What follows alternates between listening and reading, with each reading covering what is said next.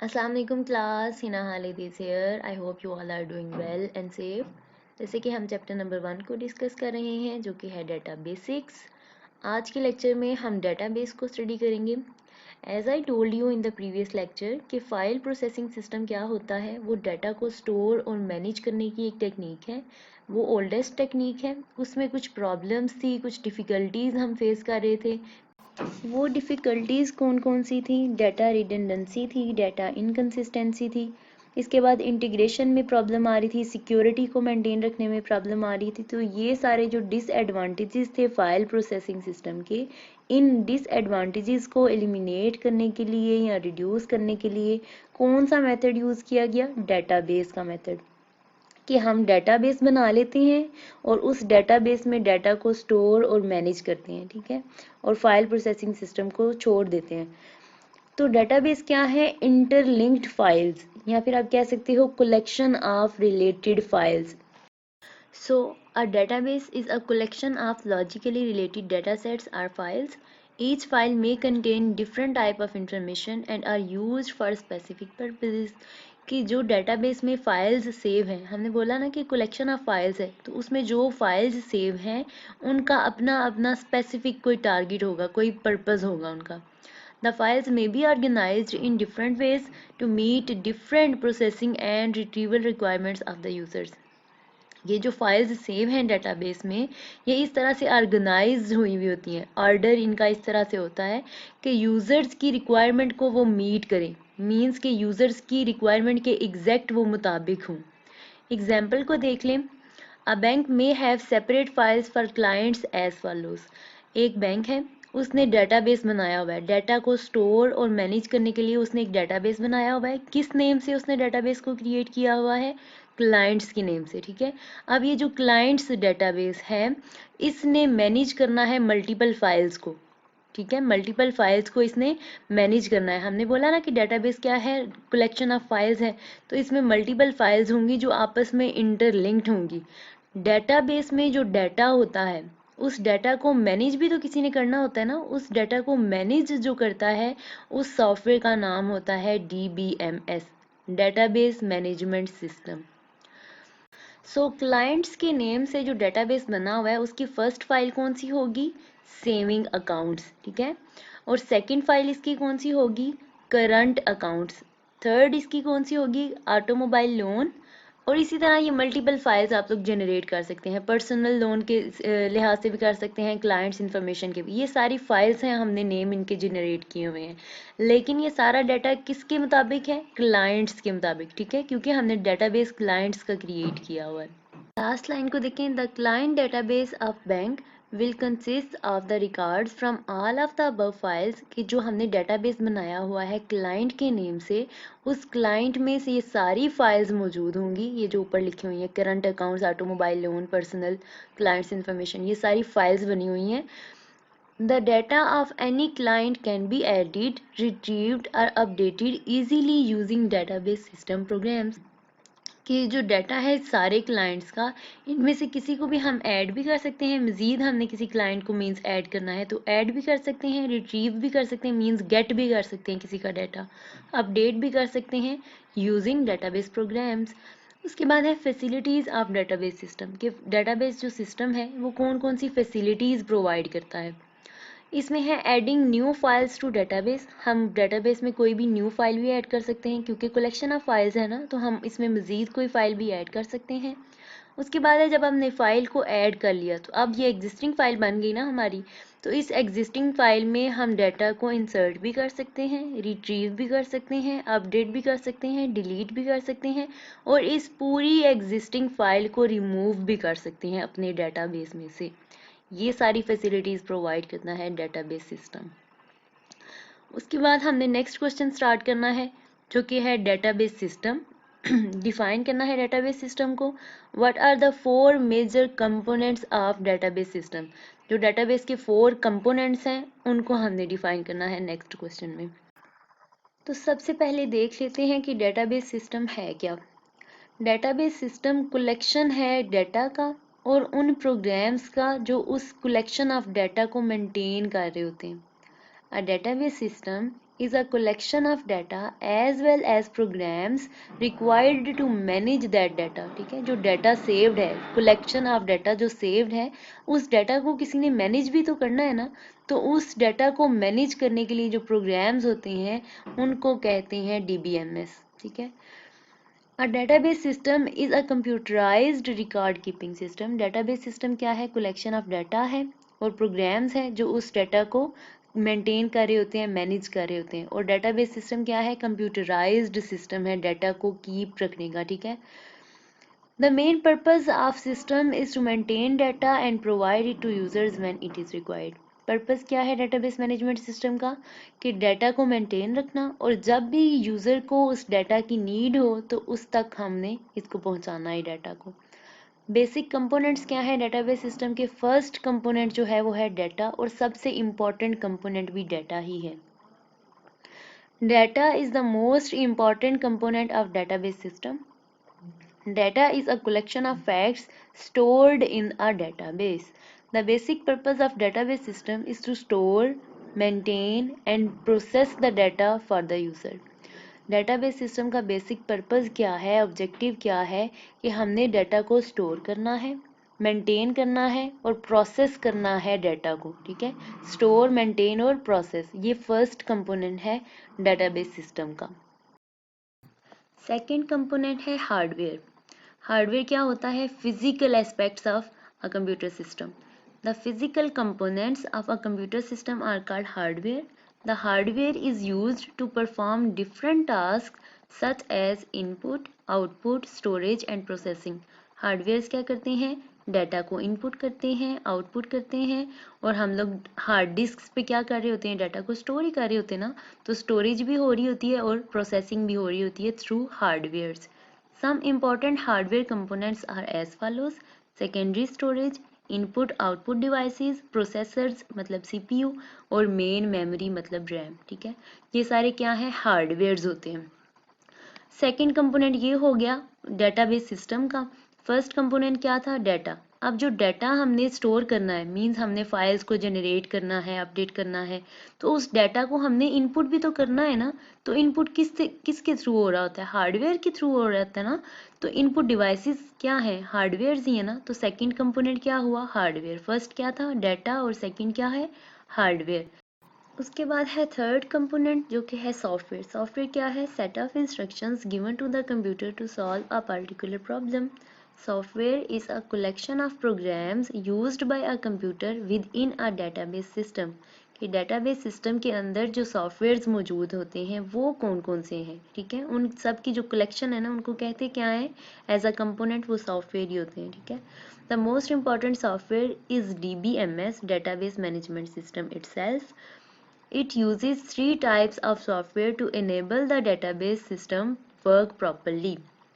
Software क्या है? Collection है प्रोग्राम्स का जो यूज होते हैं with in a database system. और सबसे इम्पोर्टेंट सॉफ्टवेयर कौन सा है? बेसिकली तो तीन सॉफ्टवेयर है ना जो with in database system use हो रहे थे, लेकिन सबसे इम्पोर्टेंट सॉफ्टवेयर कौन सा है? DBMS, database management system. क्योंकि डेटाबेस मैनेजमेंट सिस्टम के थ्रू ही हम डेटाबेस को क्रिएट कर सकते हैं, जनरेट कर सकते हैं। तो देख लेते हैं कि वो तीन तरह के सॉफ्टवेयर्स हैं कौन से जो डेटाबेस सिस्टम में यूज हो रहे होते हैं।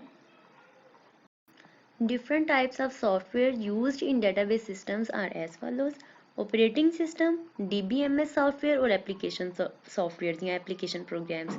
ये तीन तरह के सॉफ्टवेयर हैं जो with in a database system use हो रहे होते हैं। सबसे पहले है ऑपरेटिंग सिस्टम।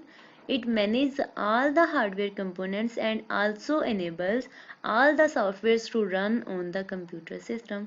ऑपरेटिंग सिस्टम एक ऐसा सिस्टम सॉफ्टवेयर होता है जो सारे हार्डवेयर कंपोनेंट्स को भी मैनेज कर रहा होता है और सारे सॉफ्टवेयर्स को भी मैनेज कर रहा होता है।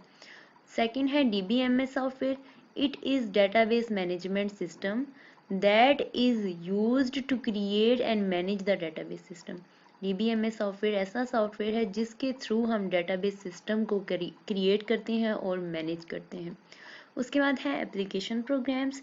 These are used to access and process the data stored in database. Application programs के थ्रू हम क्या करते हैं? डाटा को एक्सेस भी करते हैं और प्रोसेस भी करते हैं।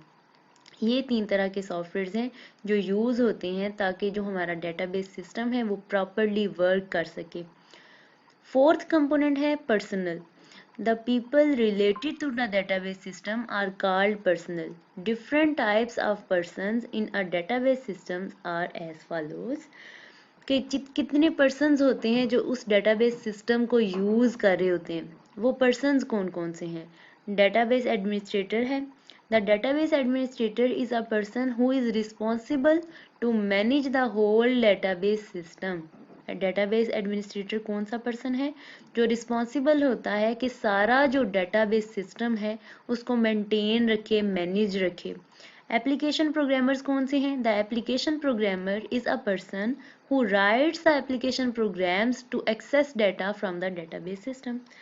अच्छा, जब हमने एप्लीकेशन प्रोग्राम्स की बात की तो हमने क्या बात की कि एप्लीकेशन प्रोग्राम्स कौन से सॉफ्टवेयर्स होते हैं जो डाटा को एक्सेस और प्रोसेस करने में हमारी हेल्प करते हैं। तो एप्लीकेशन प्रोग्रामर कौन से होते हैं, वो पर्सन जो एप्लीकेशन प्रोग्राम्स को लिखता है, राइट करता है, ताकि हम डाटा को एक्सेस कर सकें, हम डाटा को प्रोसेस कर सकें।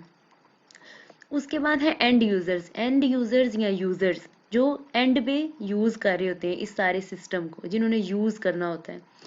The end users are the persons who use application programs to perform different operations on the database.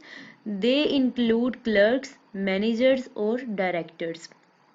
And users कौन से हैं, वो पर्सन्स जिन्होंने एप्लीकेशन प्रोग्राम्स को यूज़ करना है। क्यों यूज़ करना है, ताकि वो डाटा को एक्सेस भी कर सके और प्रोसेस भी कर सके, मींस कोई भी ऑपरेशन परफॉर्म कर सकें डाटाबेस पे।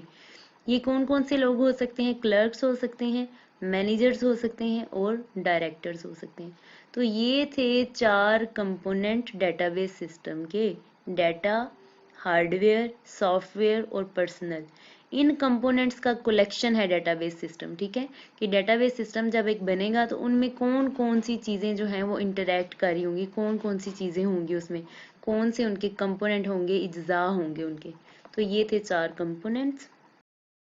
डेटाबेस सिस्टम को ग्राफिकली देख लें कि इसके जो सारे कंपोनेंट्स हैं वो किस तरह से अपनी वर्किंग को कर रहे हैं। सबसे पहले देखें डेटाबेस। डेटाबेस में स्टोर क्या हुआ हुआ है, डाटा स्टोर हुआ हुआ है। और डेटाबेस सिस्टम को मैनेज कौन कर रहा है, कौन सा सॉफ्टवेयर है जो डेटाबेस को क्रिएट कर रहा है, DBMS database management system. Application programs क्या हैं, इनको एक्सेस कर रहे होते हैं, DBMS को एक्सेस कर रहे होते हैं ये। और एप्लीकेशन प्रोग्राम्स को लिखता कौन है, राइट कौन करता है, एप्लीकेशन प्रोग्रामर्स, या सिंपली आप प्रोग्रामर्स कह सकते हैं उनको। ठीक है, प्रोग्रामर्स क्या करते हैं, राइट करते हैं एप्लीकेशन प्रोग्राम्स को। और एप्लीकेशन प्रोग्राम्स को यूज़ कौन कर रहा होता है, राइट तो प्रोग्रामर करता है ना, और यूज़ कौन करते हैं, जो एंड यूजर्स होते हैं वो यूज़ कर रहे होते हैं। उसके बाद है डेटाबेस एडमिनिस्ट्रेटर। डेटाबेस एडमिनिस्ट्रेटर वो वाले पर्सन्स होते हैं जो सारे प्रोसीजर्स और स्टैंडर्ड्स को लिख रहे होते हैं और मैनेज ये किसको कर रहे होते हैं, DBMS यूटिलिटीज़ को, मतलब डेटाबेस मैनेजमेंट यूटिलिटीज़ को। ठीक है, ये सारा है स्ट्रक्चर डेटाबेस सिस्टम का और ये इसके कंपोनेंट्स हैं जो वर्किंग में हो रहे होते हैं। ठीक है, डेटाबेस सिस्टम के कंपोनेंट्स को देखने के बाद जो हमने टॉपिक देखना है वो है ऑब्जेक्टिव्स डेटाबेस के, कि डेटाबेस के ऑब्जेक्टिव्स हैं क्या क्या हैं। ठीक है, इसके एम क्या है, हमने डेटाबेस को यूज़ करना स्टार्ट किया क्यों।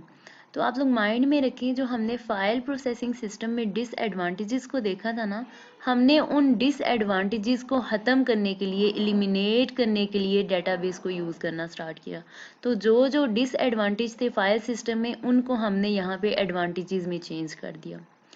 डाटा इंटीग्रेशन है फर्स्ट ऑब्जेक्टिव डेटाबेस का। इंटीग्रेशन का क्या मतलब होता है, कलेक्ट करना, कंबाइन करना डाटा को। ठीक है, लॉजिकली रिलेट करना डाटा को। The data in the file system is stored in separate files. It is very difficult to access the data stored in separate and independent files. कि जैसे file system में हमने देखा था, फाइल प्रोसेसिंग सिस्टम में क्या था कि जो हमारी फाइल्स थी वो सेपरेट स्टोर हुई हुई होती थी, वो आपस में लॉजिकली रिलेटेड नहीं होती थी। ठीक है, आपस में इंडिपेंडेंट थी, वो किसी पे डिपेंड नहीं कर रही थी वो। तो ऐसे डाटा को एक्सेस करना बहुत मुश्किल हो जाता है। तो डेटाबेस सिस्टम का फर्स्ट एडवांटेज कह लें या ऑब्जेक्टिव कह लें, ये है कि ये डाटा को इंटीग्रेट किए हुए रखता है, मींस उनको कंबाइन करके रखता है इस तरह के वो लॉजिकली रिलेटेड हों, चाहे वो फिजिकली डिस्ट्रीब्यूट ही हों लेकिन वो सेंट्रलाइज्ड होते हैं, ठीक है। मींस जो सारा डाटा है ना वो सेंट्रल प्लेस पे सेव हुआ होता है। An important objective of databases is to solve this problem कि डाटा को हम डेटाबेस सिस्टम को हमने क्यों बनाया, इसका ऑब्जेक्टिव क्या है। फर्स्ट कि हमने इस प्रॉब्लम को सॉल्व करना था कि डाटा सेपरेट ना हो, वो आपस में लिंक्ड हो, ठीक है। The data in database may be located at different computers physically, but it is connected through data communication links.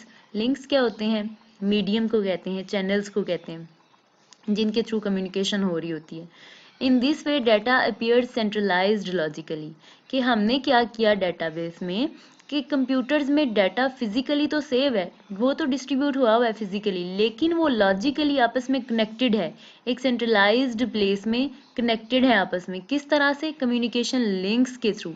तो ये है डाटा को इंटीग्रेट करना, आपस में कलेक्ट करना, कंबाइन करना, लिंक करना डाटा को सेंट्रलाइज्ड प्लेस पे। ये एडवांटेज हमें किसने दिया, डाटाबेस ने दिया। सेकेंड ऑब्जेक्टिव है डाटा इंटेग्रिटी। इंटेग्रिटी का मतलब होता है एक्यूरेट होना डाटा का, रिलायबल होना, करेक्ट होना डाटा का। Data integrity means the reliability and accuracy of the data. Integrity rules are designed to keep the data consistent and correct. Integrity rules को हम क्यों अप्लाई करते हैं, क्यों डिज़ाइन करते हैं हम, ताकि जो हमारा डाटा है ना, जो हम इनपुट कर रहे हैं फाइल्स में और पूरे डाटाबेस में, वो कंसिस्टेंट हो, करेक्ट हो वो, ठीक है। उसके बाद है these rules act like a check on the incoming data, enforcing data integrity ensures that the quality of the data in the database system. अच्छा, आपको मैं इसकी रियल वर्ल्ड एग्जांपल देती हूँ कि इंटेग्रिटी होता क्या है, डाटा को करेक्ट हम कैसे रखते हैं। लेट्स सपोज कि मैंने अपने लैपटॉप पे पासवर्ड लगाया हुआ है, ठीक है। जब मैं मेरा लैपटॉप मैं ऑन करती हूँ ना, तो अगर वो कैप्स लॉक ऑन हो ना तो मुझे वो नोटिफिकेशन देने लग जाता है। जब मैं पासवर्ड की फील्ड में अपना पासवर्ड एंटर करने लगती हूँ तो वो मुझे नोटिफिकेशन देने लग जाता है कि आपका कैप्स लॉक ऑन है। तो वो एक कॉन्स्ट्रेंट लगा हुआ है इंटेग्रिटी का, ठीक है। इंटेग्रिटी को मेंटेन करने के लिए वो एक कॉन्स्ट्रेंट लगा हुआ है कि जो डाटा इनपुट हो रहा है, ये यूज़र जो है ये करेक्ट डाटा को इनपुट कर रहा है या फॉल्स, ये चीज़ होती है integrity. For example, an integrity rule can make sure that the same employee ID is not assigned to multiple employees. Let's suppose हमने एक बनाया हुआ है database, उसमें हमने employees को ऐड करना है, ठीक है। मल्टीपल employees को हमने ऐड करना है उनके रिकॉर्ड्स को। अगर हमने एक एम्प्लॉय को ID दे दी है 3, तो हमने मेक श्योर करना है, इस चीज़ पे हमने इंटेग्रिटी कॉन्स्ट्रेंट या फिर रूल कह लें, हमने लगा देना है कि कोई भी और एम्प्लॉय जो हमने ऐड करना है उसको हमने ID 3 नहीं देनी। अगर हम देने लगेंगे तो हमें वार्निंग मिल जाएगी, नोटिफिकेशन मिल जाएगा कि इस ID का तो पहले भी एम्प्लॉय मौजूद है। तो ये चीज़ होता है इंटेग्रिटी को मेंटेन करना, ये होता है रूल कॉन्स्ट्रेंट। थर्ड ऑब्जेक्टिव क्या है डेटाबेस का, डाटा इंडिपेंडेंस, कि डाटा आपस में डिपेंडेंट ना हो, मींस डाटा और प्रोग्राम जो हैं वो आपस में इंडिपेंडेंट हों। हमने फाइल प्रोसेसिंग सिस्टम में बात की थी कि अगर हमने डाटा को चेंज करना है ना, तो हमें जाके उसके बैकएंड पे जो प्रोग्राम है ना उसको भी चेंज करना पड़ता है। तो यहाँ हमें डाटाबेस ने ये एडवांटेज दे दिया कि अगर आपने डाटा को चेंज करना है ना, तो आपने बस डाटा को ही चेंज करना है, प्रोग्राम के साथ आपका कोई लिंक नहीं है। डाटा और प्रोग्राम आपस में इंडिपेंडेंट हैं डाटाबेस में। Database approach provides the facility of data independence. It means that data and application programs are separate from each other. कि data और application programs या simply आप programs कह लें, ये आपस में क्या है, separate हैं, linked नहीं है ये। The user can change data storage structures and operations without changing the application programs. कि अगर यूज़र ने डाटा को चेंज करना है ना, तो उसको ज़रूरत नहीं है कि वो एप्लीकेशन प्रोग्राम्स को भी जाके चेंज करे। The user can also modify, मतलब मॉडिफाई का मतलब भी चेंज ही होता है। The user can also modify programs without reorganization of data, कि अगर यूज़र ने प्रोग्राम्स को चेंज करना है तो उसको डाटा को चेंज करने की ज़रूरत नहीं है। अगर उसने डाटा को चेंज करना है तो उसको प्रोग्राम्स को चेंज करने की ज़रूरत नहीं है। तो ये दोनों चीज़ें क्या हैं, आपस में इंडिपेंडेंट हैं। ये 3 बेसिक ऑब्जेक्टिव हैं डेटाबेस सिस्टम के।